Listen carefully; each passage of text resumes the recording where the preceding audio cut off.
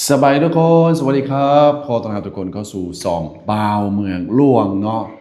บานเตะยู17เราสร้างประวัติศาสตร์อีกตื่มครั้งหนึ่งนะเข้าในฮอป4ทีมนะบนฮอปซิงแต่นะฮอป4ทีมหลังจากที่ว่าสามารถเอาชนะเนาะทีมชาติไทยในรุ่น U17 ที่ผ่านมาโดยประตู3ประตูต่อ2นั่นเองบอกเลยว่าเป็นนัดที่ว่าเจอกันแล้วก็สู้ซี่แล้วก็มวลหมั่นกันอยู่พอสมควรเนาะแต่ว่านาทีสุดท้ายแล้วทางทีมชาติเราก็สามารถเอาชนะได้เนาะลื่นเพียงแต่คะแนนเดียวเนาะ3ประตูต่อ2เลยให้ผ่านเข้าไปในฮอป4ทีมนั่นเองเนาะแล้วก็พอปรากฏการณ์ตัวนี้เกิดขึ้นเนี่ยบอกเลยว่าหลายๆคนนี่ก็ต่างก็ย่องยอสมเสยทางนักเตะรวมกับโค้ชผู้ฝึกนั่นเองเนาะโดยเฉพาะก็แม่นโค้ชกุ้งเนาะซิลินเพิ่นว่าโค้ชกุ้งเนาะหรือว่าสุภชัยกลางกระแสเนาะซึ่งว่าเพิ่นก็เป็นหนึ่งโค้ชที่ว่าหลายๆคนรู้จักกันดีแล้วก็เป็นอีกตื่มโค้ชผู้ฝึกที่มีเชื้อสายหรือว่าเป็นคนไทยนั่นเองเนาะที่ว่าได้มาเป็นผู้ฝึกหรือเป็นโค้ชใหญ่ให้กับทีมทีมบันเตะของทีมชาติลาวใน U17 ในครั้งนี้ก็เลยเฮ็ดให้หลายๆคนก็เว้าทางนักเตะแน่ทางโค้ชแน่เนาะบางคนก็บอกว่าโอ้เป็นย้อนโค้ชจากทางประเทศไทยแหละที่ว่าได้มาคุมนักเตะลาวเฮ็ดให้ชนะประเทศไทยได้อย่างที่นั้นเนาะก็อีกตื่มสิ่งหนึ่งก็บอกว่าก็ย้อนว่าเป็นเกมกีฬาเกมกีฬาถึงแม้ว่าจะเป็นโค้ชจากประเทศไทยยังก็แล้วแต่ว่าสุดท้ายแล้วก็ให้เบิ่งในเกมกีฬาเนาะบ่อยากให้ไปเบิ่งว่าเป็นคนของประเทศไทยแล้วมาพาทีมชาติลาวไปชนะประเทศไทยจังซี่เนาะ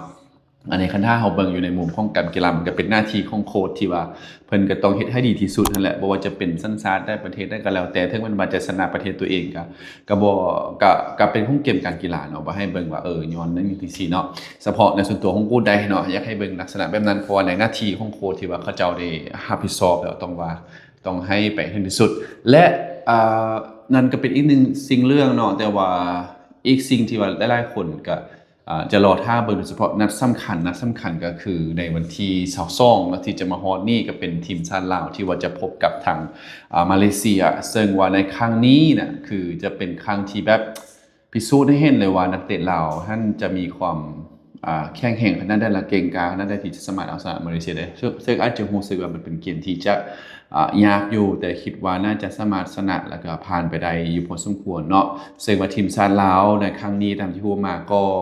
จะมาในชุดสีขาวเป็นชุดม่านนั่นเองเนาะทุกคนมาในชุดสีขาวส่วนมาเลเซียจะมาในชุดสีเหลืองนั่นเองเนาะฉะนั้นแล้วเขาก็มาเป็นส่งกำลังใจให้ซึ่งกันและกันบ่ว่าจะเป็นจากทางพี่น้องจากทางประเทศไทยก็ดีเนาะคนลาวเฮาก็ดีก็สามารถส่งกำลังใจแล้วก็แห่งเชียร์ให้กับนักเตะของประเทศลาวเฮาได้ในรุ่นอายุบ่เกิน17ปีหรือว่าอยู่ใน17ในครั้งนี้ซึ่งเลยว่าคันถ้าว่าสามารถเข้าไปในรอบชิงชนะเลิศได้ก็ต้องไปลุ้นกันอีกตึมครั้งหนึ่งว่าจะสามารถอ่าคือเอิ้นว่าพลิกประวัติศาสตร์ในครั้งก่อนๆหรือบ่เนาะหลังจากที่ว่าในปี2011ที่ผ่านมาตามที่กูจื้อได้ก็เป็นอีกตึมหนึ่งปีที่ว่าประเทศลาวกับประเทศไทยได้ชิงชนะเลิศกันในตอนนั้นแต่ว่าผลปรากฏว่าตอนนั้นประเทศลาวก็พ่ายให้กับประเทศไทยเนาะโดยคะแนน0ประตูต่อ1ในช่วงปี2011ที่ผ่านมาเนาะก็เฮ็ดให้นักเตะลาวก็อกหักไปนะพร้อมนั้นก็บ่สามารถที่จะคว้าแชมป์ได้ในรายการนี้แต่ว่าเป็นทางประเทศไทยนะช่วงปี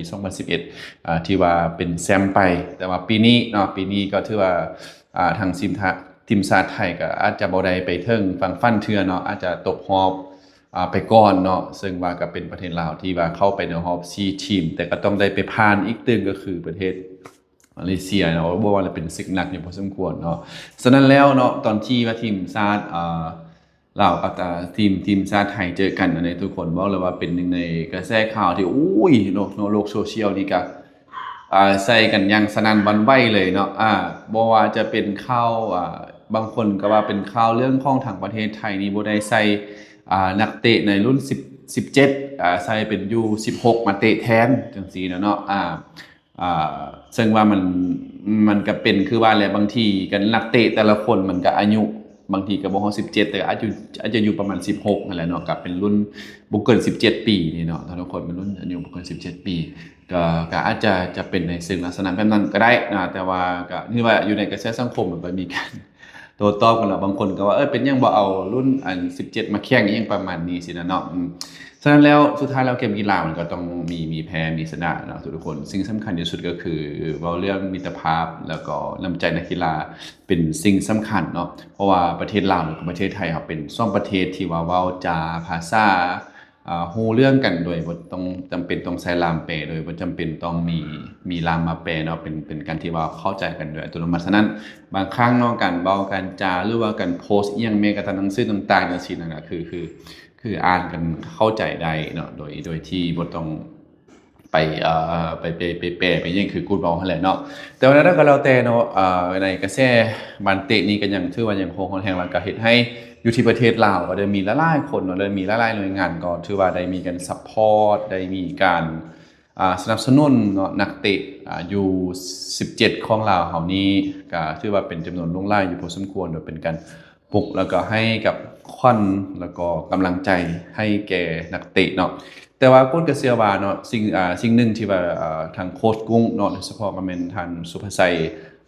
กังอาเซียนเนี่ยที่เพิ่นมาเป็นโค้ชให้กับคนให้กับนักเตะทีมชาติลาวเนาะถือว่าเป็นนักเตะทีมชาติไทยกุ้นคิดว่าอาจจะเป็นสิ่งหนึ่งที่เพิ่นอาจจะคิดว่าย้อนความที่ว่าเพิ่นนั้นก็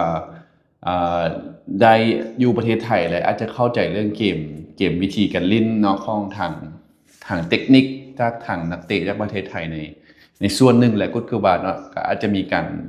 รับรู้ในเทคนิคว่าวิธีการเล่นของทางประเทศไทยนี่เป็นลักษณะแบบนี้แบบนั้นเพิ่นก็ต้องมีการมาปรับแก้มาดัดแก้เข้าอยู่ใน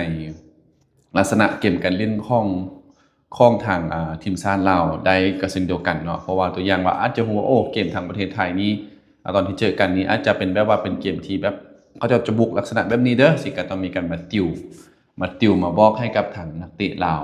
เพื่อว่าให้ฮู้จุดพิเศษในการเล่นเพื่อเป็นการรับมือเพราะว่าตอนเกมที่ทีมชาติลาวกับทีมชาติไทยเจอกันนี่บอกเลยว่าเครื่องทำอิฐนี่ทีมชาติไทยนี่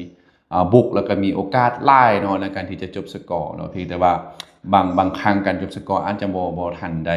แม่นยำพอเนาะแต่ว่ามาพอครึ่งหลังนี่เป็นคนละเกมเลยเนาะคนลาวอาศัยทีมชาติลาวอาศัยแบบตั้งหลักในการรับแล้วก็บุกไวโจมตีไวอะไรจังซี่เนาะก็ถือว่าเป็นการแก้เกมกันอยู่ในครึ่งเวลาที่2ก็เลยว่าเฮ็ดให้ทีมชาติลาวก็สามารถเอาชนะทีมชาติไทยไปได้โดยคะแนน3-2อันนั้นมันก็อาจจะเป็นสิ่งหนึ่งที่ก็คือว่าโค้ชกงเนาะเพิ่นก็ได้มีการปรับปรุงแล้วก็ได้มีการแก้ไขเกมมาจนในที่สุดก็สามารถเฮ็ดให้เนาะทีมชาติลาวในอายุรุ่นอยู่17บ่เกิน17ปีหรือว่าอายุ17นี่ได้ผ่านเข้าไปในรอบ4ทีมเนาะเพื่อว่าจะเป็นรุ่นอยู่ในรอบชิงชนะเลิศถ้าว่าผ่านรอบนี้ไปได้ก็จะเป็นรอบชิงชนะเลิศฉะนั้นก็ฝากทุกๆคนเนาะติดตามแล้วก็เป็นกำลังใจให้กับนักเตะรุ่นอายุอยู่17ของลาวเฮาเนาะที่ว่าได้ผ่านเข้ารอบไปแล้วก็จะไปเจอกับมาเลเซียในวันที่22เวลา 15:30 น.ฉะนั้นก็ให้ทุกคนฟังติดตามกันแล้วกันไพ่ที่ว่าฮูบอลลิงถ่ายทอด เจ็บบ่พูดแน่ ก็เพื่อจะได้ติดตามเป็นกำลังใจให้กับน้องๆได้เช่นเดียวกันเนาะโอเคสำหรับคลิปนี้ก็จะมาทักทายสบายดีแล้วก็เว้าโอ้ลมกับทุกคนกันในครั้งนี้เนาะแล้วก็ไพ่ที่ว่ามีความคิดเห็นกันแบบใดในเกี่ยวกับวงการบันเตะบ่ว่าจะเป็นทางไทยแล้วก็ลาวจังซี่ก็ฝากทุกคนคอมเมนต์กันเข้ามาที่ช่องโค้ดได้เด้อเนาะสำหรับคลิปนี้นะก็ขอลาไปก่อนเดี๋ยวพบกันใหม่ในคลิปต่อไปแต่เป็นการฝากคนติดตามกันแล้วกันในช่องโค้ดเนาะสำหรับวันนี้ขอลาไปก่อนสบายดีสวัสดีครับบ๊ายบาย